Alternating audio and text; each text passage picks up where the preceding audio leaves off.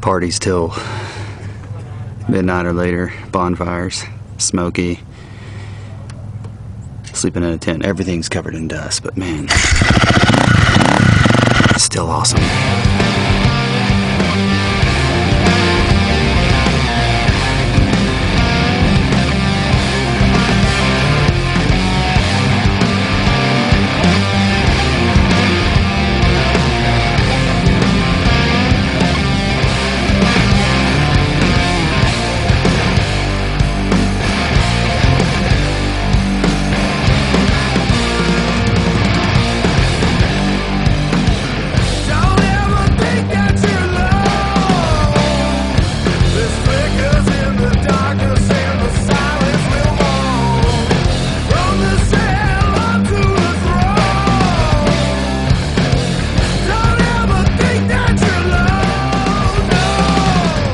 Mike. Brett. Thanks for having me. Thanks for coming. Of course. Appreciate it. So tell me the story. How'd this get started and how long you been doing it? So I came up to Salida the first time for my sister's wedding must have been about 2000, I guess. Mm-hmm. And I hung out here for 5 days and went, well, that place is cool, I'd like to move here. And that was in 2000. Really? And so from there, I moved up here with the college professor, and we bought a real nice house up here over by Greens Creek. And I really didn't know the area. There's no maps back then. Were you a rider at that time? I hadn't ridden. I broke my wrist at Terlingwood dual sport with the trail riders I used to. Terlingwood down in Big Bend? Big Bend. Yeah, that's a good riding. That's bitching. I quit riding for 10 years, so when I moved up here, I didn't have a motorcycle. Drove around for 2 years, went, this is bitching place, and I laid out the first dual sport with my Toyota FJ Cruiser. Mm-hmm. Laid out a motorcycle ride with basically a Jeep. Yeah. But I didn't drive it slow, and we went over the passes, and it was the first year in 2012 with the bitching ride. Yeah. But it wasn't laid out with a motorcycle, so there was no single track on it. But so 2012, I bought a 2009 WR 250 from F or R?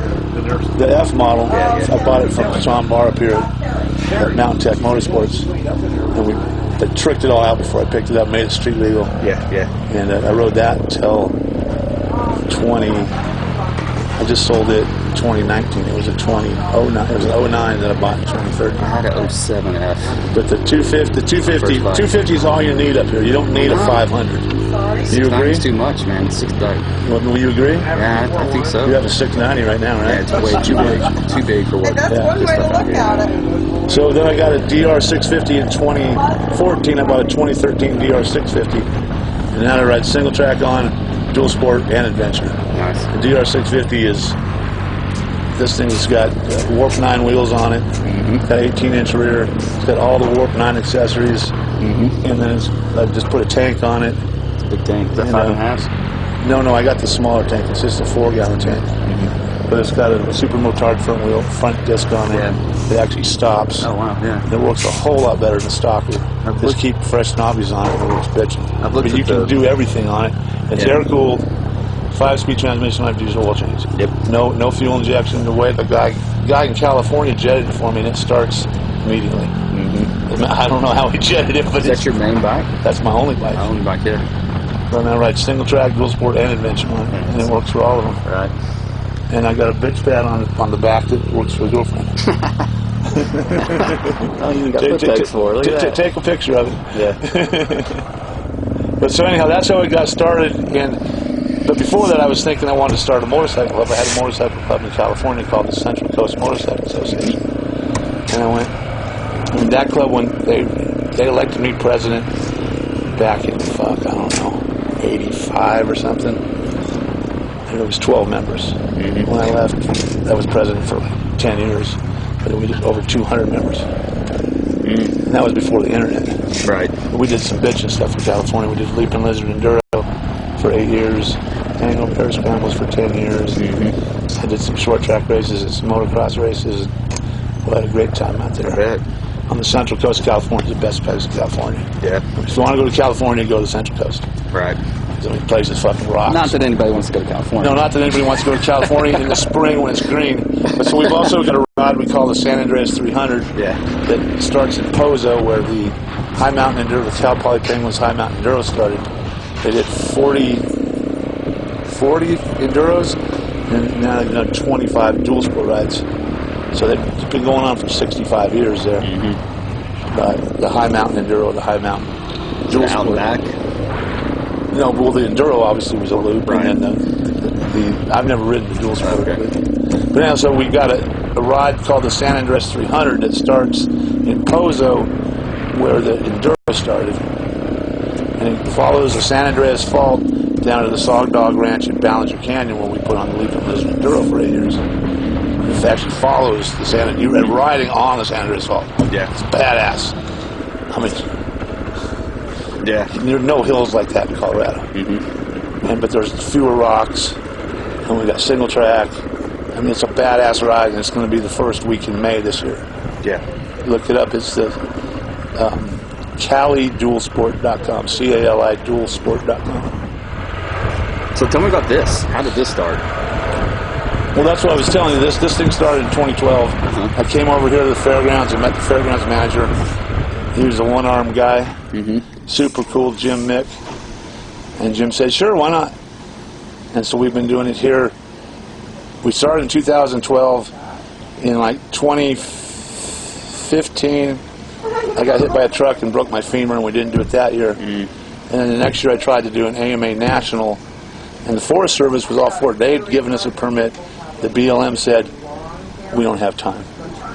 So we didn't do it. The year I broke my leg, we didn't do it. And then the second year, when I tried to do the national dual sport, we didn't do it. So we've done it in the last 8 years. We've done it 6 times. So you had to have a permit to do this? No, we don't have a permit. We don't need a permit right now.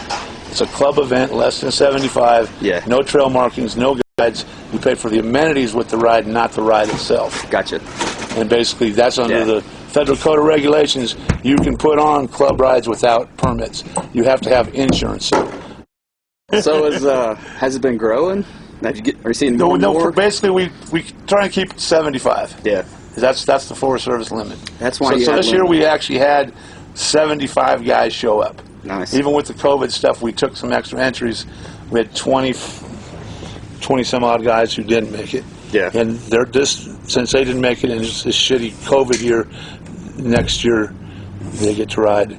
As long as they bring somebody with them. It didn't pay this year. Yeah. They can go ahead and That's ride next year for no cost. So this year we had Florida, Albany, New York, LA, Texas, obviously, a lot of local, semi-local. Not a lot of locals.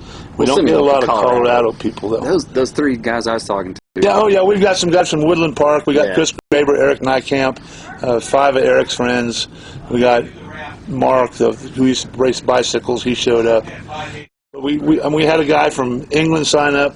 He couldn't make it. We normally have a guy from New Zealand who comes, and he couldn't get out of the country. Yeah. So I mean, the guy from New Zealand's stellar.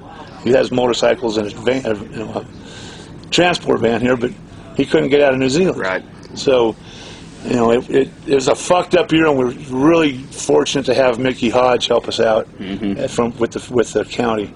If it wasn't for her, we couldn't have done this. I think we pulled this off pretty well here. Any final words? Because I got to get out of here. Final words would be, we've got 2 more events we're going to try and do this fall. We're going to try and do the Spanish Border Ride in October, and then we're going to do the loop around Las Vegas right around Thanksgiving. Loop around Las Vegas was designed somewhat by Chuck Sun, former motocross national champion, and another friend of ours. And if we can pull those 2 rides off, the Spanish Border Ride in October and the ride in the loop around Las Vegas, we'll get a permit for the ride in Vegas and see if we can pull 200 or 300 riders. And we'll transport your gear, and we'll visit probably a bordello in Pahrump. And we're going to start in Boulder City and finish in Boulder City. Boulder City was where they built the Hoover Dam from. And I don't know if you guys ever ridden in Nevada, but I haven't. I want to. It's pretty epic. It reminds me of the desert of Junction, the North Desert there. Yeah, but Nevada is in November should be bitching. And then this Spanish border ride, we're gonna start in Antonito. We're gonna go to the hot springs of Ojo Caliente. We're gonna camp on the Rio Grande Gorge outside of Taos.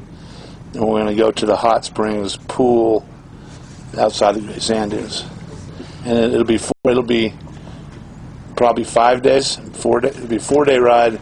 We're gonna transport your gear, and so we transport your gear. You're gonna camp for 3 to 4 nights. The first night would be a hotel.